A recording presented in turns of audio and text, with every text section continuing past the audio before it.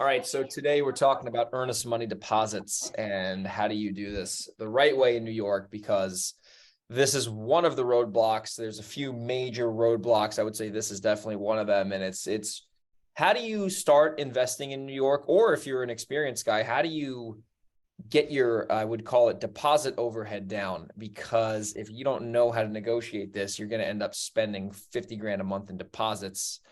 Michael, I know that this has been something you've been working on for a while. I think I've started to convince you to get your deposits down a little bit. I remember when we first met, I was like, dude, how do you stay in business with that? Like, you're putting 40 grand down, like that doesn't work, And By the way, I look now, I got so much money out of deposits. It's crazy. Yeah, I got a lot. I got a lot too. But it's getting better. But I just put a 5K deposit down today. Actually, I sent it to Mr. Ravella. So I'll have you start off. Like, why is New York have such high deposits? Like, why is this just in New York? Because a lot of people can't believe it. Like, in Delaware, by the way, I don't even put deposits down. I'll just leave it there. Right. No. So a lot of states, you don't need to put any real earnest money down for the contract to be effective. In some states, it could be a de minimis amount, like it could be $10 or $50. Even the dollar. In some of those states, the seller actually has to deposit the money, or contract's not enforced. And in some states, just receiving the check is enough. But in New York, because the contracts are generated by a seller's attorney, and again, the transaction in New York takes place between a seller's attorney and a buyer's attorney, not between a buyer and a seller. The seller's attorney does not want to spend his time generating a contract unless he feels the buyer is somewhat obligated and there's some pain involved in the buyer walking away. Right. So people in other states are used to having a contract that really the buyer can walk away from because there's an inspection contingency, which basically says the buyer can walk away in, for 2 weeks, 3 weeks, a month. Meaningless. But in New York, all inspections get done before the contract, and any repairs that are needed are put into the contract. So the contract is pretty much, unless there's some kind of provision in there that's not typical, the contract is pretty much binding to the buyer. And one of the reasons, and now again, if a buyer walks away from a contract, his loss is his deposit. So most sellers' attorneys who prepare contracts want something significant, right? And standard, if it's a standard retail purchase and sale, it's going to be 10% of the purchase price. And you can always negotiate it, but most sellers' attorneys are not going to let you put $100 down as a EMD, as an earnest money deposit. They want you to have some pain, considering they've put in their time to generate the contract, which could take at least 4 or 5 minutes. I know, right? Those attorneys, they're so busy. Some of them drinking their espresso martinis at lunch. They're so busy, So right. I found this. So in our area, if you're in the Hudson Valley or Long Island, this is where it's really a main thing. I don't know if you're listening to this in Buffalo or Rochester. If you're up there, it's a completely different. Like, people hit me up all the time. I got a deal in New York. Do you want to buy it? And I'm like, where is it? And they're like, no, I'm good. That's like another country. So if you're in the Finger Lakes region, the Finger Lakes, yeah, which is a nice area, but it's a nice area. In the suburbs of the New York City area, this is where you're going to see the standard deposit request of 10%. So the average pickup price in my area is $275. $27,500 is what the standard deposit's going to be. So this is how you can combat that. So the first thing I'll say when it comes to negotiating this is that you need to be realistic, right? You can't expect the seller to take $100 down. That's just not it. It just screams red flag to them and their attorney, right? If someone's like, $500 we've gotten away with, like we just got away with that on a house actually in Woodbury by me, not by you. And because there's a Woodbury over there. And the house is in such bad condition. It's complete decimate condition. So the seller agreed to that, but you got to bring it up before the attorney gets involved. So I'll give you what I normally say. And this is all deal dependent. Sometimes I'll put a decent deposit down. Sometimes I won't, depending on what's going on. So normally, let's say, the pickup price is 300 grand and normally you'd put 30 down and I want to put 5, right? Which is, I think, pretty reasonable. What I'll tell the seller is I'll say, listen, Mr. Seller, so the next steps here is that your attorney and my attorney are going to communicate about getting a contract out so I can sign it and send it back to you, right? The thing your attorney is going to probably bring up is that in this offer, it states my deposit is $5,000, not the typical $30,000. The reason it is $5,000 is because I buy 5 to 7 homes a month. And if I put down 10% on every single house, I would be out of business.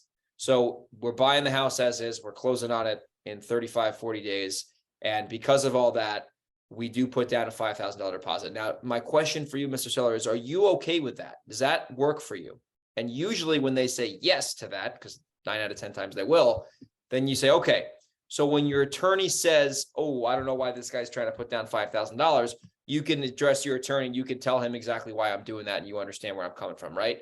So you're conditioning that seller to accept the lower deposit, right? Because if you just like try to send out a contract and then after the fact, he's like, oh, these guys want $5,000 down, and you never spoke to that seller, he's going to kind of think it's a scam or something. And he'll probably Right. go.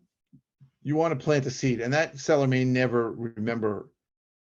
They That seller may probably never won't. tell. They probably won't if they're dealing He with. won't tell us. He won't tell his attorney. By the way, when you send out the contract, put in $5,000 deposit, and there will be 10%. But then when your attorney comes back to him and says, "Hey, the parties agreed to $5,000," and the seller's attorney asks his client, "Hey, this guy only wanted to put $5,000 down," then he'll remember and he'll go, "Yeah, it's fine. I said it's okay."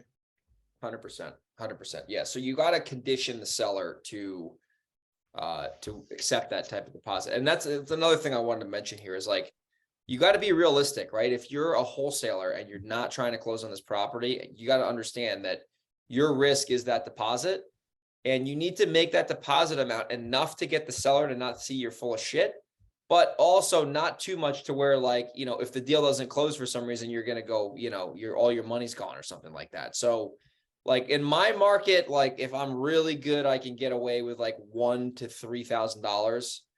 If it's going to be more, if it's a wholesale deal, right? If it's a deal that I'm going to buy no matter what, if I got to put down 10%, I will. I don't care, because I'm buying it either way. So it's just going to contribute to the purchase price. But normally, you know, like today I put down $5,000 on a $140,000 buy price. Like that's not bad. Michael, what about you? I mean, you're in the island. It's a little bit different than mine Sure. here. So I've gotten away with like 3,000. That's the smallest I've gotten away with on You've a never small done deal. $1,000 deposit? Never done less than 3, never. And it You was gotta- a next time mental you get an thing, offer right? accepted, you please call me before, and I'll save you $2,000. Come on, this is easy. Should. You're right. And for a while I was putting on 10%, and you tell me I was out of my mind, and I was. But then I started realizing that a lot of people will take 5. Sometimes they ask for 10, and if I have to get 5 or 10, 10 is fair. also, 10 is fine. Yeah. right. And also I can wire that out. I can wire that out of my own account from my desktop, so it's easy. Yeah. So, but I have, and if you want to talk about this case now, I have given as much as $100,000 as a down So payment. what on earth? Let's get into that. That's a great topic here. So $100,000? I mean, where were you? You had to be buying in the Hamptons or something like that. There's no way. Yes, it was a property in East Hampton I was buying for about $1 million. I was positive that this was a $2 million ARV. And if you know East Hampton, there are many houses worth much more than $2 million Big ARV. money out there. Yeah, it's just out there. The problem was that this house was not a $2 million ARV. I remember Zillow value was 2.2 million. This is one of my biggest proofs against how accurate Zillow is that Zillow had this so far off. So I went into contract at $1 million. I thought I had 2 guys to wholesale it to at around 1.2. I thought it was an over. I think the first time we met, I was talking to you about it. Remember? You told me in San Diego, you're like, oh, I got this house in the Hamptons. It's freaking sick, you know? And I'm like, I thought it was going to be a 6-figure wholesale deal for sure. And then what happened was I soon realized there's no one's going to buy this for over $1 million. Why?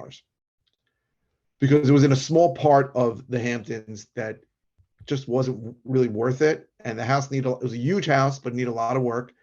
And so I thought I would close on it and do the work to it, and I'd get the value out that way. But then it was right next to like a scenic preserve, and it had a scenic easement around a huge portion of the property where I could not build a pool, right where I wanted to build a pool, couldn't build a pool. And I spoke to my attorney, I'm a litigation attorney, I know, and he looked at the contract. He goes, "I think you might have a way out of here." And I go, "What is it?" He goes, "Well, the contract says it's as is, as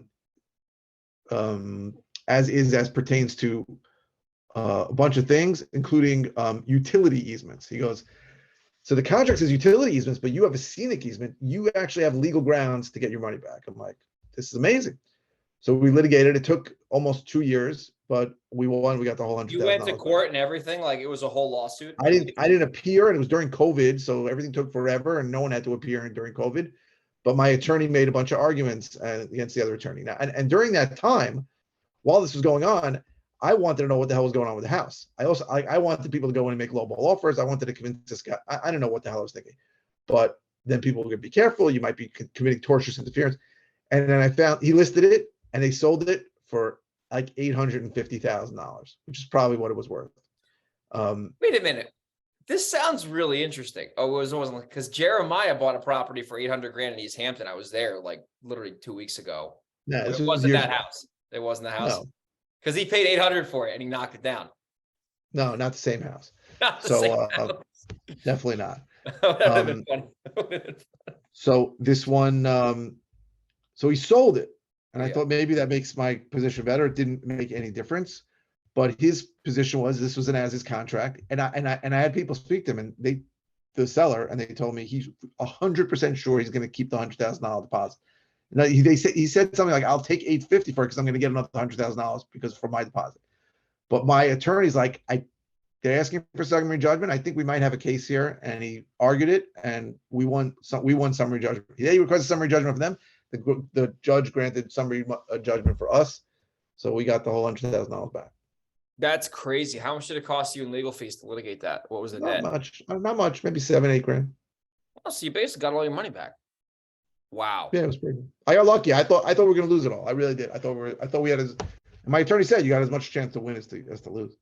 So, well, I mean, the obvious lesson is put a lower deposit down next time. But like, besides the obvious, like, what are some other lessons you pulled away from Okay, this? so I learned a couple of valuable lessons. Number one is I don't want to buy where it's so far away that I don't even want to go visit. It is East far. Hampton's very far. From you, that's super far. That's got to be 2.5 hours to get out there. With no traffic, it could be under 2, but with any traffic, it could Dude, be. that's far. You got to take that whole high. Yeah. So that's number one. Number two is I would be careful about luxury properties and valuing them, right? You got to be very careful, especially, by the way, it's ironic because today, the real areas where the luxury market's getting pinched are those top of the market areas. Like, But I also learned don't put a lot of money down on a deal like that, which is ironic because I have a contract here for another house in $1 million area that I was about to send in a deposit for. And today I looked at it and I'm like, I should have learned that lesson from this East Hampton property. I don't want to buy it. I'm going to call tomorrow and say I can't do it. how much deposit do they want down? They want 10, but I looked at it and I thought it's a $1 million area, beautiful area. And I thought I can get 900 for this, no problem. I got an evadable contract, but at 820. And now I'm looking at the properties nearby are selling for 800. So I'm not. You got to bail. You got to retrade or bail. Yeah. You got it. Interesting. Yep. All right. So basically the luxury market, and I've seen that too. Like if because that's not everybody needs a mansion in East Hampton, but everyone needs a 3-2 ranch in wherever, any town, USA, right? Nanuet, right? Or what's by you? What's that area by you that's really popular? Plainview. Plainview is even on a higher end, but like, I don't know, Hicksville, Levittown. That's like basic, right? Whatever, for $500,000 houses. Yeah. So that's an interesting story. Here's a story, I guess. I'll give you an earnest money deposit story where this actually is not in New York, but it's me being stupid. This was in California, but I wouldn't say it's exactly similar, but it's some things about California and New York are similar. So I put down a $25,000 deposit on a wholesale deal. And it was like a weird property because the seller needed to take, so the laws in California are different with the New York, obviously. And in order to sell a property in California, you can't do an heirship affidavit. You have to go through probate, and it's a pain in the ass. So the seller was basically like signing a contract with me contingent upon her successfully going through probate. So the contract basically was invalid for the most part. It was like she signed it as soon to be executrix. Like it was like kind of bullshit. So she wanted me to put $15,000 down. And I was like, yeah, that's fine. I'll do that. Not a big deal. But I knew that the contract I signed with her was like bullshit. So I was like, I wasn't going to like call escrow. I was just like, let me just like submit this and like wait for her to like actually like get appointed. And then I'll put the deposit down because then we'll have a valid contract. So I kicked the can down the road, didn't put the deposit down. And then she ended up getting sued by her brother, and her brother went crazy and wanted another $10,000 down on top of the 15. And the market at this point was like crashing. So like I was sitting in contract and like I knew this, and I agreed to give her a rent back for 60 days for free. So I did a bunch of stupid agreements in this contract because at the time it was like the market was at the peak. I was like, oh my God, I can't lose here. Soma Place in El Cajon, like who wouldn't want to live here? House had like pool problems. Anyway, the basically the closing company was like, yo, you got to send this deposit in. So then I sent 25 grand into the title company, basically the escrow company. And now I was like, oh fuck, like I have something to lose here now, And I read the contract and it was like, fucking no, you cannot get your deposit back under any circumstances. And I was like, oh shit. So then I tried to wholesale it and nobody wanted it because the market crashed and my terms were horrible because they looked at my contract. They're like, dude, a rent back? What are you out of your mind? So I found one guy who like almost wanted it, but he ultimately didn't want it. He was going to just take my place over in the contract. And he just, at the end of the day, he was like, nah, dude, I don't think this is really, it's not a good deal. So then I was like, I have to cancel. I can't close on this house. It's like the value drops so much. So I ended up hiring an attorney that guy, Justin, who's a friend of mine, recommended. And I had him review the contract. And just like you, he found a loophole in the contract. It was like, because she wasn't the owner of the property when she signed it. So it predated it.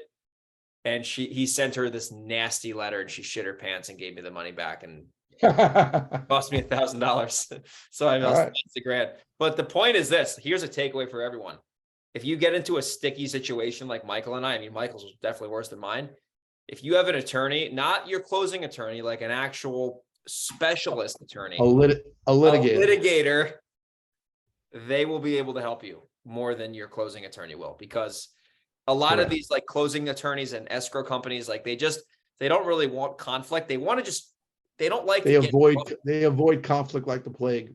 They are not there to fight for you. They're there to do the best for you. And if everything goes fine, then they're great. But as soon as you start needing a pit bull, you can't be using it. So here's another goofy thing about California that I realized.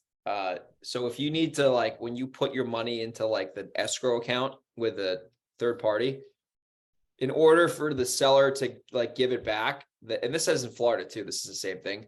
The seller has to like sign something, like it's called like an escrow release form or something.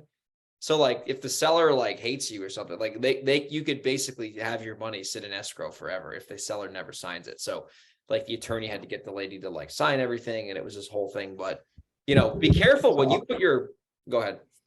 No, so on that issue, so what a lot of people don't know is that they just assume that if I'm a buyer and for some reason I can't perform, I can't close, that the seller's just going to keep your deposit.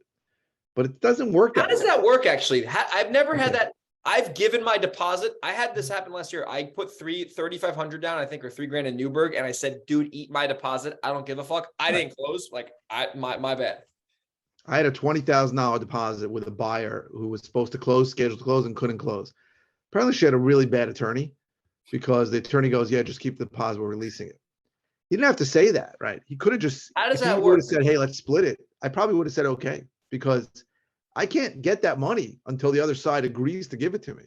So that's another thing. Like if you ever are in a situation where you put a deposit down and everything hits the fan, don't just release your deposit. It's a very complicated legal process to get that out of escrow. That is, the seller's attorney can't just take that money and write a check to his client. Oh, he's got to have a release from you, even though you blew it. Right now, there is a process where he can force you to close and you don't close.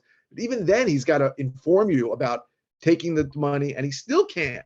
Like, there's always room for negotiation. So if you ever put a deposit down and you screw up, if you use a decent attorney, your decent attorney can go, hey, we can litigate this for 10 years, or your client can split it with mine, and we'll be done with it.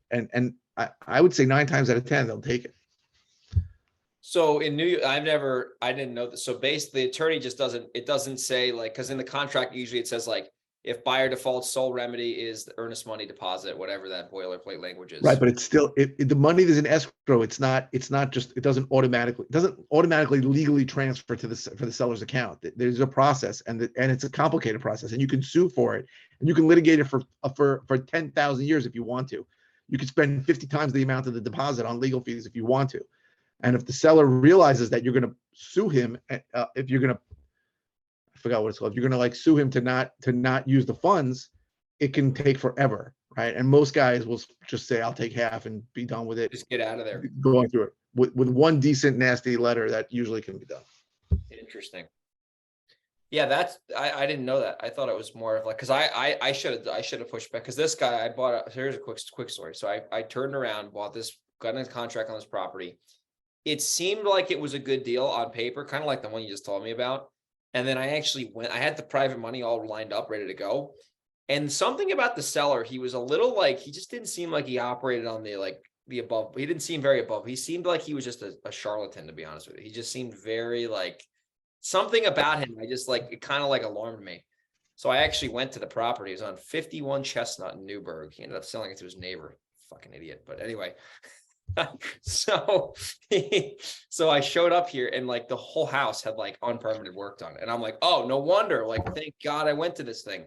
The whole basement was like terrible. And I'm like, and the septic was shot and like everything. I'm like, you know what? I told the lender, I said, off, deals off. No, like none. How much of a deposit did you have in it? 3,500, I think. And I just said, and his attorney was Giselle, actually. I was like, hey, Giselle, just keep the money. Now you did the right, but 3,500, it's not worth it. I mean, you would have lost much more, and it wouldn't have been worth it. It's not worth getting into it. Yeah. But I'm saying if it's significant, if it's in the what is it? Is it 8 figures? What? 5 figures. 8 figures. It's 8 figures is $10 million. So unless you're buying and selling the Taj Mahal, Yeah. So I'm just saying, if it's significant, sometimes they'll split it with you. If it's small, if I had a $2,000 deposit on something like that, I think I might just go forget it. So how about this? I got a question for you, Michael, because you're like done more deals, especially in New York. What happens when this event occurs? So you have, let's say the properties in like Shirley where it's cheap, right? Somewhere cheap within reason, obviously. You're dealing with people who don't have a lot of money compared to other people. So they're going to get a FHA 3% down loan, right? How the fuck are they going to put 10% down when they're only putting 3% down at the loan? How does that work? Yeah, they don't. So very often they don't. It's one more reason not to avoid FHA buyers. Yeah, 100%. They only have 3.5%, which is what FHA requires. Usually it's like a few grand. Occasionally they have money and they just don't want to borrow, and they just want to borrow more. But very often on an FHA kind of situation, you'll see in the binder or the offer sheet that they're only putting like $5,000, $10,000 down or something like that on a $300,000 house. Yeah. Because I'm thinking about that now. I've had that happen. I actually had a property in New Windsor one time, and the guy had like put $1,000 down, and I was like, this deal's never going to close ever. And it closed. It did, right? So when it can. But when a conventional buyer goes in and they're putting up 20% down, they're basically putting half their money down in the deposit, right? Not every, listen, I just had a couple of things go to contract to sell, and the buyer put like $20,000 down on like a $450,000 sale. I understand. Like, he didn't have the money. He's like, the rest of the money's coming as a gift. Sometimes they don't have it. If it's significant, I'm okay with it. I don't always ask for 10% down when I sell. I just went to contract today. I think they put it was $20,000 down on a $560,000 sale. But she's like, the rest of the money's coming as a gift from my mother or something like that. I don't know. I didn't care. I don't really care when I'm the seller, to be honest with you. I just want it to be significant so that I know they're not going to jerk me around and walk away. I'm the same way, dude. I don't really care. I'm just like, you know what? Like, if they're putting down, like, we have a wholesale deal we're selling. Just found a buyer there the other day for 153.6, I think, 153,605, 202 Concord Lane, Middletown, New York, 10940. I actually, when I was first born, I lived in that townhouse or condo complex. Isn't that fucking crazy? Now I'm wholesaling houses there 27 years later. But 10%. So it's 15,605 or whatever. So I try to get the buyers when I'm wholesaling to put 10% down. But if they're like, hey, I can put down $8,000, I'm like, whatever. Like I usually have 1,000 down. So what do I care? 100%. It's got to make sense, and you got to know what's going on. It's every situation is different. That's true. And sometimes you only have one. If you only have one buyer, you pretty much going to do whatever the hell they're going to put down, right? Right. That's true. It's a question of comparing it to other buyers who maybe want to put down more. You have to decide which one makes sense. So we'll end the show with this quick story. So today we had a wholesale deal close, and the buyer was being a complete idiot. And this happened like 2 weeks ago. Like the lender was a bullshitter or anything.